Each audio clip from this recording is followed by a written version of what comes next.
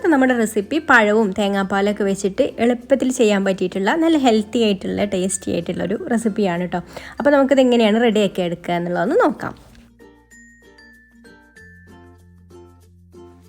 അപ്പോൾ അതിനായിട്ട് ഞാൻ ഇവിടെ ഒരു 3 നേന്ത്രപ്പഴമാണ് കേട്ടോ എടുത്തിട്ടുള്ളത്. അത് തൊലിയൊക്കെ കളഞ്ഞിട്ട് ഇങ്ങനെ ഒന്ന് മുറിച്ച് വെച്ചിട്ടുണ്ട്. ഈ ഒരു വലുപ്പത്തിലാണ് കേട്ടോ മുറിച്ചെടുത്തിട്ടുള്ളത്. ഇനി നമുക്കിതിലേക്ക് തേങ്ങാപ്പാൽ ഒഴിച്ചു കൊടുക്കാം. 1 കപ്പ് നല്ല കട്ടിയുള്ള തേങ്ങാപ്പാൽ ഒഴിച്ചു കൊടുക്കുന്നുണ്ട്. തേങ്ങാപ്പാൽ ഒഴിച്ചു കൊടുത്തിട്ട് ഇനി നമുക്ക് ഫ്ലെയിം ഓണാക്കിയിട്ട് ഇതൊന്ന് തിളപ്പിച്ചെടുക്കാം. അപ്പോൾ നമ്മൾ ഈ ഒരു പഴം വേവിച്ചെടുക്കുന്നത് തേങ്ങാപ്പാലിലാണ് കേട്ടോ.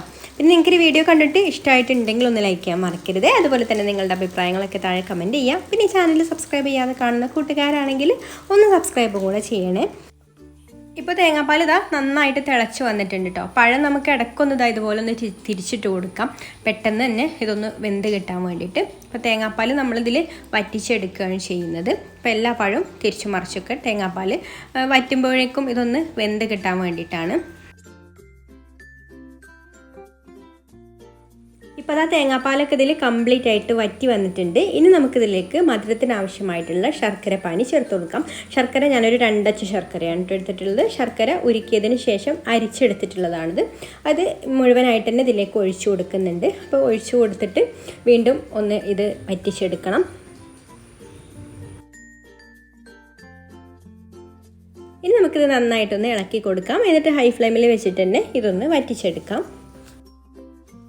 ഈ ഒരു സമയത്ത് തന്നെ നമുക്ക് ഇതിലേക്ക് മധുരം ഒന്ന് ബാലൻസ് ചെയ്യാൻ ഒരു നുള്ളു ഉപ്പും കൂടെ ചേർത്ത് കൊടുക്കാം. എന്നിട്ടൊന്ന് മിക്സ് ചെയ്ത് കൊടുക്കാം. ശർക്കരപ്പാനിയൊക്കെ ഏകദേശം വറ്റി തുടങ്ങിയിട്ടുണ്ട്. ഇനി ഇതിലേക്കൊരു 1/2 ടീസ്പൂൺ ഏലക്കാപ്പൊടി ചേർത്ത് കൊടുക്കാം. 1/2 ടീസ്പൂൺ ഏലക്കാപ്പൊടി എന്ന് പറയുന്നത് ഞാൻ പഞ്ചസാരയും കൂടെ ചേർത്ത് പൊടിച്ചെടുത്തിട്ടുള്ളതാണ് കേട്ടോ. 1/2 ടീസ്പൂൺ ഏലക്കാപ്പൊടി മാത്രമാണെന്നുണ്ടെങ്കിൽ 1/4 ടീസ്പൂൺ മതി. പിന്നെ ഒരു 1/4 ടീസ്പൂൺ ചുക്ക് പൊടിയും 1/4 ടീസ്പൂണ് ചെറിയ ജീരകത്തിൻ്റെ പൊടിയും കൂടെ ചേർത്ത് കൊടുത്തിട്ട് നന്നായിട്ടൊന്ന് മിക്സ് ചെയ്ത് കൊടുക്കാം. അപ്പോൾ ഏകദേശം ഇതുപോലെ ഒന്ന് ഡ്രൈ ആയി വന്നിട്ടുണ്ട്. ഇനി ലാസ്റ്റായിട്ട് നമുക്കിതിലേക്ക് 1 ടീസ്പൂണ് നെയ്യും കൂടെ ചേർത്ത് കൊടുത്തിട്ട് ഒന്ന് മിക്സ് ചെയ്ത് കൊടുക്കാം. അപ്പോൾ ഇത്രയേ ഉള്ളൂ. സിമ്പിളായിട്ട് ഉണ്ടാക്കാൻ പറ്റിയിട്ടുള്ള നല്ല ഹെൽത്തി ആയിട്ടുള്ള ഒരു റെസിപ്പിയാണിത്.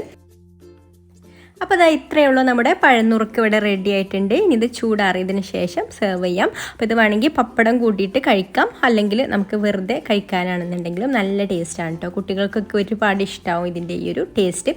അപ്പോൾ എല്ലാവർക്കും ഈ ഒരു റെസിപ്പി ഇഷ്ടമായിട്ടുണ്ടാവുമെന്ന് വിചാരിക്കുന്നു. അപ്പോൾ മറ്റൊരു നല്ല റെസിപ്പിയുമായിട്ട് അടുത്ത വീഡിയോയിൽ കാണാം. Thank you for watching.